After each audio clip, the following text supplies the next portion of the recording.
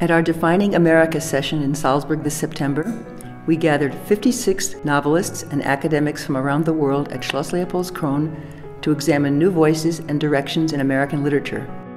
Naturally, we asked them to name one work of American literature that shaped them. One piece of American literature that has shaped me is Edgar Huntley, or Memoirs of a Sleepwalker. A Portrait of a Lady by Henry James. What I never got over, I suppose, is the question of how a person grows up into a kind of self-consciousness and how much, in order to do that, you need to go away from home. Hiroshima by John Hershey. It's a non-fiction book, but it's told in a narrative form that is powerful and striking to me and helped me sympathize with the characters. Factotum by Charles Bukowski.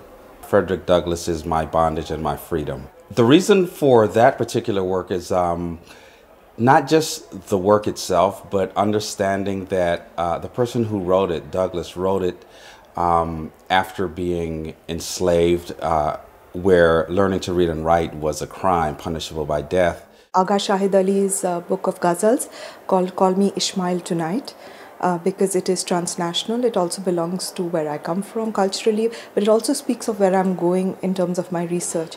James Baldwin's Another Country. This book explained my interest in African American literature, which became the field of my research further, determined my whole academic career. It's Stephanie Strickland's Sleeping Glimpse.